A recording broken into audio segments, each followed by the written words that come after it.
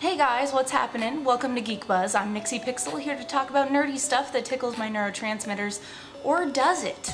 Today I'm going to review the BlackBerry PlayBook 2.0, and I was pretty excited because RIM upgraded the operating system and downgraded the price, so I figured that was worthy of a review.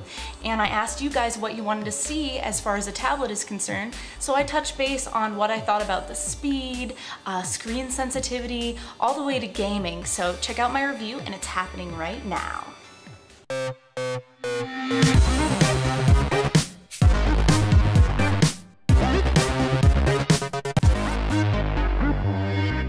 Brought to you by Netflix. Even though the PlayBook has a 1 GHz dual-core processor and 1 GB of RAM, it still manages to be agonizingly slow to boot up. I clocked it at about 2 minutes and 20 seconds. If waiting for devices to come on is your thing, I have the full video on my blog. With the BlackBerry 2.0 OS upgrade, they've added some shiny new native programs like email, a calendar, and contact list that'll go into soon. And you can move icons around on the dock in a bizarre but cool fashion reminiscent of Apple. The menus and navigation is generally smooth and doesn't need much guesswork. It seems like BlackBerry really keeps in mind that we're all addicted to social media now.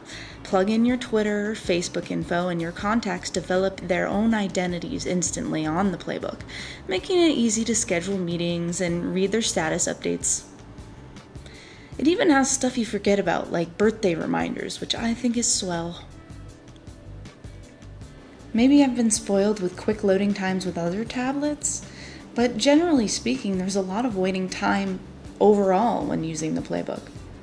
The Mail application syncs your social media networks in a similar way, just with your emails and Facebook messages. The calendar is capable of handling your life in monthly, weekly, and even hour-by-hour increments. Something even more important for me, because, well, I have Android everything, is the ability to update and sync your Google Calendar with it. You can also set this as a default for your appointments, which is nice because I can't think of a single person I know that would exclusively plan their lives in BlackBerry's interface alone. The BlackBerry app world has gotten a facelift to look more like the Android Google Play, so it's pretty familiar feeling now. What isn't so familiar to me is having almost no applications available, and the ones that are pretty much suck. I was excited for BlackBerry 2.0 because of the claim for Android support, and it's been a while now, but there's really no apps I care about that are any good. No good newsreader, and my god, no Yelp? Oh, the humanity. Supposedly, Android developers just have to quickly repackage and redesign their apps for the PlayBook, but it doesn't seem like anyone's done this yet. You can't have Android apps with in-application ads, so even if they're free, it cuts that down a lot. What I found to be crazy about this is that the software is definitely not lightweight. 300, 400 megabytes download and bigger, which take forever not just to download, but to install. So let's fire up a pretty intense game, Dead Space, and see if all that waiting was worth it. As far as multitasking, the PlayBook rocks it with a virtual endless amount of tasks you can do at once, including several games being opened simultaneously. Check out all these windows I'm closing out. Okay, so here we go. Dead Space is a third-person shooter which was surprisingly fun to play in the PlayBook. The storyline was completely different from the game I played for the PC, which is refreshing and worth the price to me. It's also damn pretty, and using the controls didn't feel like I was going for a root canal. The capacitive 4-point multi-touch touchscreen is super responsive.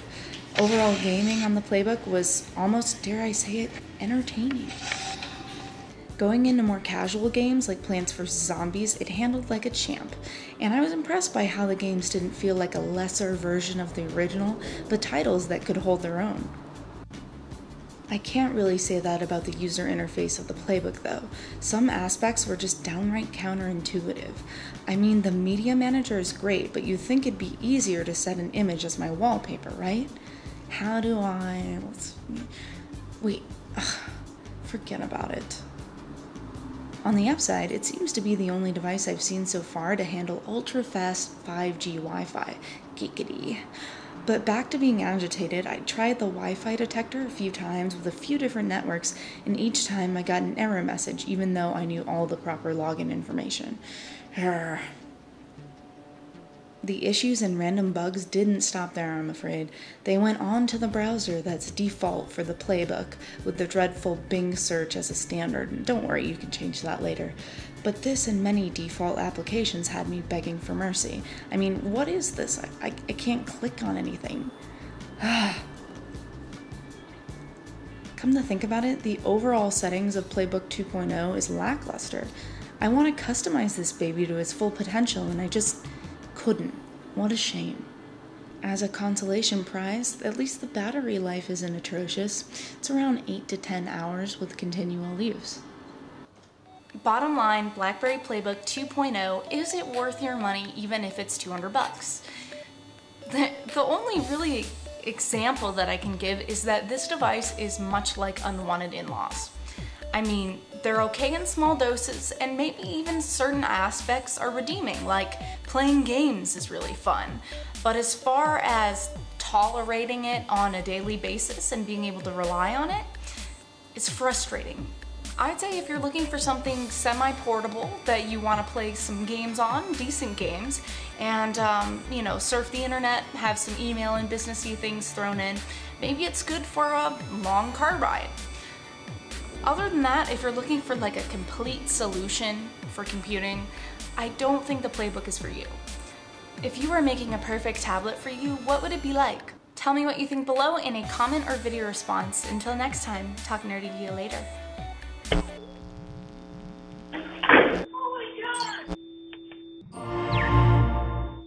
Time to help pay my bills.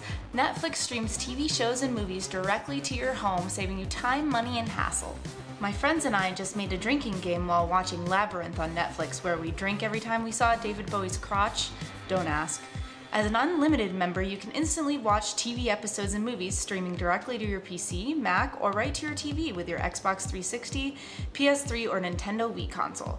Watch as many movies as you want, anytime you want, and of course, cancel anytime you feel like going on a 3-month journey to the Arctic Circle. For a limited time, get a free 30-day trial. Go to netflix.com/geekbuzz and sign up now. Make sure to use that URL so they know I sent you.